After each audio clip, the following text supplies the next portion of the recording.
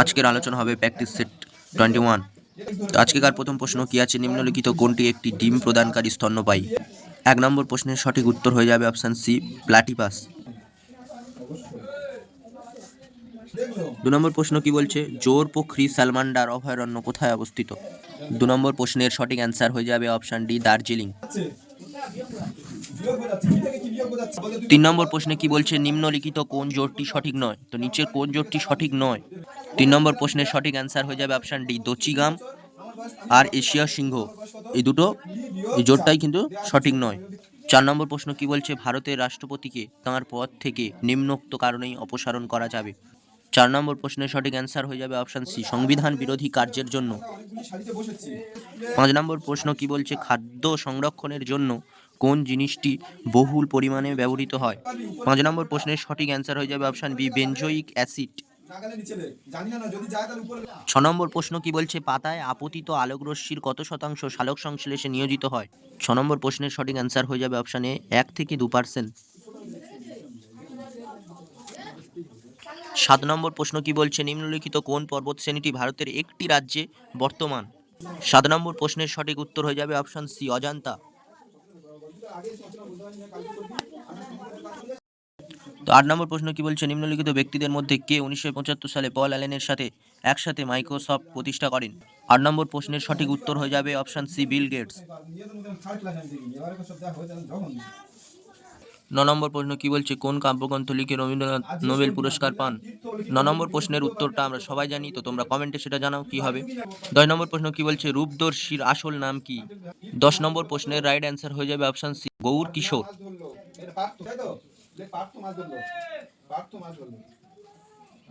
11 নম্বর প্রশ্নে কি বলছে, সংসদীয় ব্যবস্থাকে ক্যাবিনেট ব্যবস্থা বলেছেন?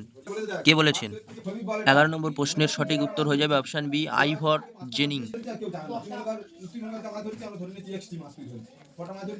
12 নম্বর প্রশ্ন কি হবে, ভারতে কৃষি ঋণের উৎস হলো? 12 নম্বর প্রশ্নের সঠিক উত্তর হয়ে যাবে অপশান ডি, সবকটিও। উপরের সবকটি কিন্তু ভারতের কৃষি ঋণের উৎস। 13 নম্বর প্রশ্ন কি বলছে, ইরান সীমান্তে অবস্থিত হরপ্পা সভ্যতার কোন কেন্দ্রটি রয়েছে? 13 নম্বর প্রশ্নের সঠিক উত্তর হয়ে যাবে অপশান বি, সুদ কাজেন্ডার। 14 নম্বর প্রশ্ন কি বলছে, মুঘল যুগের একজন মহিলা জীবনীকার কে ছিলেন? 14 নম্বর প্রশ্নের সঠিক উত্তর হয়ে যাবে অপশান সি, গুলবদন বেগম। 15 নম্বর প্রশ্ন কি বলছে, 1920 সালে অসহযোগ আন্দোলন শুরু করার দিনে কোন নেতার মৃত্যু হয়? 15 নম্বর প্রশ্নের সঠিক উত্তর হয়ে যাবে অপশান এ, বাল গঙ্গাধর তিলক। 16 নম্বর প্রশ্ন কি বলছে, বিপন্ন বা লুপ্তপ্রায় জীব প্রজাতির তথ্য যে বই থেকে পাওয়া যায় তাকে বলে? 16 নম্বর প্রশ্নের সঠিক উত্তর হয়ে যাবে option B, red data book. 17 নম্বর প্রশ্ন কি বলছে, প্রিন্স অফ ক্যালকাটা কাকে বলা হয়? তো 17 নম্বর প্রশ্নের সঠিক উত্তর হয়ে যাবে সৌরভ গাঙ্গুলি, অপশান এ। 18 নম্বর প্রশ্ন কি বলছে, COP 30 অর্থাৎ কনফারেন্স অফ দ্য পার্টিস 30 কোথায় COP 31 আয়োজনের প্রস্তাব গ্রহণ করেছে? 18 নম্বর প্রশ্নের সঠিক উত্তর হয়ে যাবে অপশান সি, তুরস্কের আন্টালিয়া। COP হচ্ছে জাতিসংঘের বার্ষিকী জলবায়ু পরিবর্তন সম্মেলন। 19 নম্বর প্রশ্ন কি বলছে, ICC women's cricket world cup 2025 ফাইনালে ভারতের বিপক্ষে কোন দল খেলেছিল? 19 নম্বর প্রশ্নের সঠিক উত্তর হয়ে যাবে অপশান সি, দক্ষিণ আফ্রিকা। 20 নম্বর প্রশ্ন কি বলছে, শিলিগুড়ির টেবিল টেনিসের দ্রোণাচার্য বলা হয়? 20 নম্বর প্রশ্নের সঠিক উত্তর হয়ে যাবে অপশান এ, ভারতী ঘোষকে। ভারতী ঘোষকে রাজ্য সরকার কিন্তু 2019 সালে বঙ্গরত্ন পুরস্কারে ভূষিত করে, 2021 সালে তাকে কিন্তু ক্রীড়াগুরু সম্মানে ভূষিত করে। 21 নম্বর প্রশ্নে কি বলেছে, দ্বিতীয় শব্দটি প্রথম শব্দের সাথে সম্পর্কিত, যেভাবে তৃতীয় শব্দের সাথে সম্পর্কিত সেই বিকল্পটি নির্বাচন করুন। তাহলে র্যাট ইজ টু কি আছে, রোডেন্ট। ক্রোকোডাইল ইকুয়াল টু কি হবে তাহলে, রেপটাইল। 21 নম্বর প্রশ্নের সঠিক আনসার হয়েছে অপশান বি। 22 নম্বর প্রশ্নে কি বলেছে, 6 বন্ধু কেন্দ্রের দিকে মুখ করে একটি বৃত্তাকার টেবিলের চারপাশে বসে আছে। বিপ্লবের বাম পাশে তৃতীয় স্থানে রয়েছে আমান। চিরন্তন আমানের নিকটবর্তী প্রতিবেশী এলিজাবেথ দিব্যার ডান দিকে দ্বিতীয় স্থানে বসেছেন। চিরন্তন দিব্যার নিকটবর্তী প্রতিবেশী নন। আমানের বাম দিক থেকে আমান ও বিপ্লবের মাঝখানে কারা বসে? 22 নম্বর প্রশ্নে অপশন ডি হয়ে যাবে রাইট অ্যান্সার, চিরন্তন এবং এলিজাবেথ। 23 নম্বর প্রশ্নে কি বলেছে, যে সেটটিতে সংখ্যাগুলি নিম্নলিখিত সেটের সংখ্যাগুলির মতো একইভাবে সম্পর্কিত তা নির্বাচন করুন। তাহলে আমরা কি করব দেখে নাও। প্রথম সংখ্যাটি থেকে দ্বিতীয় সংখ্যাটি বিয়োগ করব, তার সাথে 5 গুণ করব। তাহলে 40 থেকে 10 বিয়োগ করলে কত হচ্ছে 30, 30-এর সাথে 5 গুণ করলে কত হচ্ছে 150। এটিও দেখে নাও, প্রথমটি থেকে দ্বিতীয়টি বিয়োগ করব, 65 থেকে 35 বিয়োগ করলে পড়ে থাকে 30, তার সাথে 5 গুণ করলে 150। আমাদের 23 নম্বর প্রশ্নে অপশান সি হয়ে যাবে রাইট অ্যান্সার। দেখে নাও, বাদবাকি কোনোটাই ভাবে করলে হচ্ছে না, একমাত্র সিটা করলে হচ্ছে। তাহলে 55 থেকে 10 বাদ দিলে কত পড়ে থাকে 45, 45-এর সাথে 5 গুণ করলে কত হয় 225। তাহলে 23 নম্বর প্রশ্নে অপশান সি রাইট অ্যান্সার। 24 নম্বর প্রশ্নে কি বলেছে, জি প্লাস এইচ মানে হলো জি হলো এইচের বোন, জি ইন্টু এইচ মানে জি হলো এইচের পিতা, জি ডিভাইডেড এইচ মানে জি হলো এইচের ছেলে, জি মাইনাস এইচ মানে জি হলো এইচের মেয়ে। যদি P minus J plus D divided S হয় তাহলে জে কীভাবে এস এর সাথে সম্পর্কিত দেখি করি। দেখে না, আমরা এটা লিখে নিলাম, প্লাস মানে হচ্ছে বোন, ইন্টু মানে পিতা, মাইনাস মানে মেয়ে, ডিভাইডেড মানে ছেলে। তাহলে আমরা এটা কীভাবে করবো দেখে নাও, পি রয়েছে, পি লিখলাম, এরপর মাইনাস, মাইনাস মানে কি মেয়ে, পি মাইনাস জে মানে পি এর মেয়ে অ্যাকচুয়ালি, তাহলে জে, নিচে কী দিলাম জে। আচ্ছা, এরপরে দেখে নাও কী বলেছে, প্লাস, প্লাস মানে হচ্ছে বোন, তাহলে জে এর বোন হচ্ছে ডি, ডি লিখে নিলাম। এবারে কি বলেছে, যেহেতু বোন সেহেতু পাশে দিলাম। এরপরে কি বলেছে দেখো, এরপর বলেছে ডিভাইডেড এস, তাহলে ডিভাইডেড মানে কি, ডিভাইডেড মানে হচ্ছে ছেলে, তাহলে এই ছেলে দিয়ে এস দিলাম। তাহলে সম্পর্কটি কী দাঁড়ালো আমাদের এখানে, কি বলে দিয়েছিল যে জে এবং এস এর সম্পর্ক কী হচ্ছে, জে এবং এস এর সম্পর্ক কি, জে এর বোন হচ্ছে ডি আর ডি এর ছেলে হচ্ছে এস। তাহলে অ্যাকচুয়ালি এটা সম্পর্কটা কি হলো, বোনের ছেলে, বোনের ছেলে মানে কি অ্যাকচুয়ালি মাসিমা, জে এস এর সম্পর্ক কি মাসিমা, মাসিমা। তাহলে আমাদের সঠিক অ্যান্সার কী হয়ে যায়, অপশান ডি মাসিমা। যে যে কীভাবে এস এর সাথে সম্পর্কিত, জে এস এর মাসিমা। নিচের প্রশ্নগুলিকে এক্স ওয়াই জেড চিহ্নিত চিত্র দেওয়া আছে, যেগুলির সাহায্যে বিভিন্ন আকৃতির কাগজকে ডটেড লাইন বরাবর ভাঁজ করার পদ্ধতি দেখানো হয়েছে। ভাঁজ করা কাগজটিকে কিভাবে কাটা বা ছিদ্র করা হয়েছে তা শেষ চিত্রটিতে দেখানো হয়েছে। ভাঁজ করা কাগজটিকে সম্পূর্ণ খুললে যে নকশাটি উৎপন্ন হবে, নিম্নের বিকল্পগুলি থেকে সঠিক বিকল্প শনাক্ত করো। 25 নম্বর প্রশ্নে অপশান ডি হয়ে যাবে রাইট অ্যান্সার। পঞ্চম অক্ষরগুচ্ছের সাথে সম্পর্কিত বিকল্পটি নির্বাচন করুন। যেভাবে দ্বিতীয় অক্ষরগুচ্ছটি প্রথম অক্ষরগুচ্ছের সাথে সম্পর্কিত এবং চতুর্থ অক্ষরগুচ্ছটি তৃতীয় অক্ষরগুচ্ছের সাথে সম্পর্কিত। প্রথমে কী রয়েছে দেখে নাও, প্রথমে ছিল N G C is to O J H. দেখো, প্রথমটির সাথে +1 করে এটি প্রথমটি পেলাম, এর প্রথমটির সাথে +3 করে প্রথমটি পেলাম, প্রথমটির সাথে +5 করে এটি পেলাম। আর যে অপশানগুলো রয়েছে তার মধ্যে দেখে নিলাম, অপশান এতে রয়েছে, এর সাথে মিল রয়েছে, ছিল কি পিটিসি ইস টু, তাহলে কোনটির সাথে সম্পর্কিত হবে কিউ ডব্লিউ এইচ।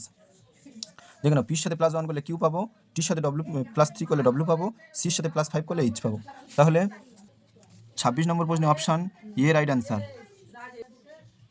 27 নম্বর প্রশ্নে কী বলেছে, নিচের প্রশ্নগুলিতে একটি করে চিত্র আছে যার একটি অংশ জিজ্ঞাসার চিহ্ন যুক্ত। নিম্নে প্রদত্ত 4টি বিকল্প থেকে সঠিক বিকল্পটি নিয়ে চিত্রটি পূরণ করো। 27 নম্বর প্রশ্নে অপশান ডি রাইট অ্যান্সার। 27 নম্বর প্রশ্নে অপশান ডি রাইট অ্যান্সার। 28 নম্বর প্রশ্নে কি বলেছে, একটি ঘনকের 6টি তলে জি থেকে এল পর্যন্ত বর্ণগুলিকে দেখানো হয়েছে। নিম্নে ঘনকটির 2টি অবস্থান দেখানো হলো, কে এর বিপরীতে কোন সংখ্যাটি থাকবে দেখি। 28 নম্বর প্রশ্নে অপশান সি হয়ে যাবে সঠিক উত্তর, এল। 29 নম্বর প্রশ্নে কি বলেছে, প্রদত্ত 4টি বিকল্পের মধ্যে 3টি একটি নির্দিষ্ট যুক্তি অনুসারে একই রকম, একটি বিকল্প আলাদা, এই আলাদা বা বিজোড় বিকল্পটি নির্বাচন করুন। অপশান এ রয়েছে কিডনি, অপশান বি রয়েছে যকৃৎ, অপশান সি রয়েছে ফুসফুস, অপশান ডি রয়েছে নাক। দেখে নাও, কিডনি, ফুসফুস, যকৃৎ সবগুলি আমাদের শরীরের ভিতরে থাকে, একমাত্র নাক শরীরের বাইরে থাকে, তাহলে এটি সঠিক উত্তর। 30 নম্বর প্রশ্নে কি বলেছে, বিবেক এবং অশোক একটি নির্দিষ্ট বিন্দু থেকে যাত্রা শুরু করে। বিবেক 3 কিমি উত্তরে যাওয়ার পর ডান দিকে ঘুরে আরও 4 কিমি যান। অশোক পশ্চিম দিকে 5 কিমি যাওয়ার পর ডান দিকে ঘুরে আরও 3 কিমি যান। এখন তারা কতটা দূরে অবস্থিত?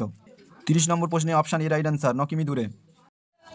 31 নম্বর প্রশ্নে কি আছে, 7005 দ্বারা গঠিত বৃহত্তম ও ক্ষুদ্রতম 4 অঙ্কের সংখ্যা দুটির পার্থক্য হলো। 31 নম্বর প্রশ্নের সমাধান করে দেওয়া আছে, তোমরা দেখে নাও। সঠিক উত্তর হয়ে যাবে 2493। 31 নম্বর প্রশ্নের সঠিক উত্তর হয়ে যাবে অপশান এ। 32 নম্বর প্রশ্নটা তোমরা দেখো, কোনো বৃহত্তম সংখ্যা দ্বারা 303 এবং 207কে ভাগ করলে উভয় ক্ষেত্রেই 3 ভাগশেষ থাকবে। 32 নম্বর প্রশ্নের সমাধান করে দেওয়া আছে, একটু দেখে নাও। 32 নম্বর প্রশ্নে 12 সঠিক উত্তর হয়ে যাবে। 32 নম্বর প্রশ্নের অপশান এ সঠিক উত্তর 12। 33 নম্বর প্রশ্নে কি আছে? 5টি সংখ্যার গড় 58। প্রথম দুটি সংখ্যার গড় হলো 48.5 এবং শেষে দুটি সংখ্যার গড় হলো 53.5। তৃতীয় সংখ্যাটি তাহলে কত?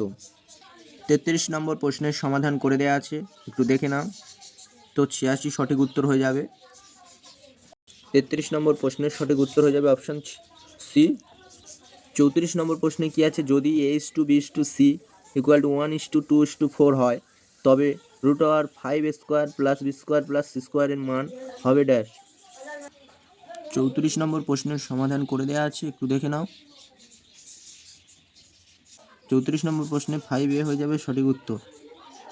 34 নম্বর প্রশ্নের অপশান সি হয়ে যাবে সঠিক উত্তর 5a। 35 নম্বর প্রশ্নে কি বলছে?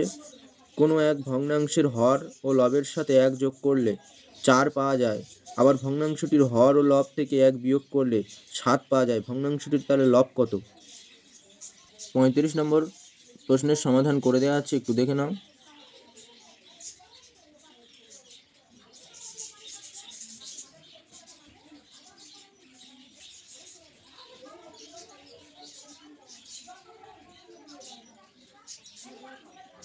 পঁয়ত্রিশ নম্বরে লব এক্স সমান 15 হয়ে যাবে।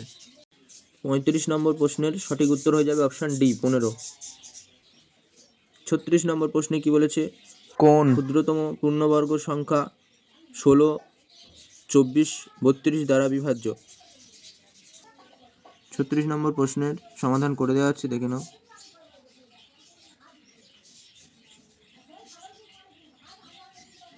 ছত্রিশ নম্বর প্রশ্নের সমাধান করে দেওয়া আছে, দেখে নাও।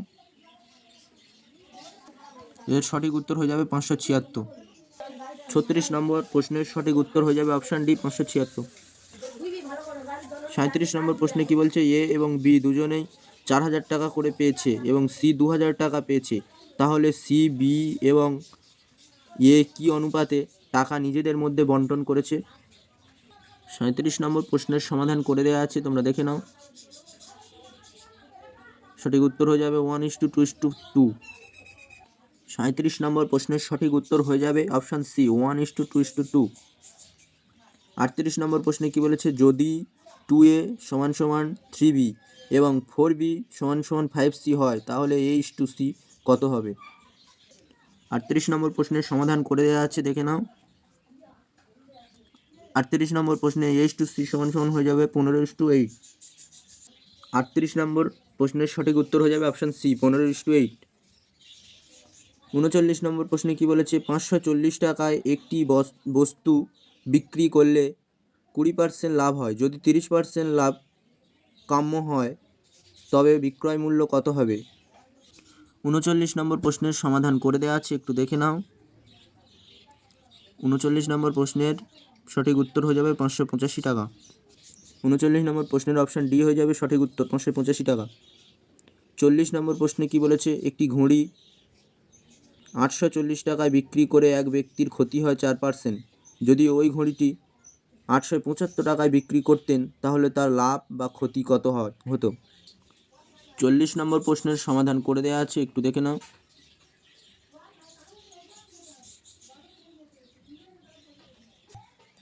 40 নম্বর প্রশ্নের সঠিক উত্তর হয়ে যাবে অপশান ডি লাভ বা ক্ষতি কোনোটি হয় না।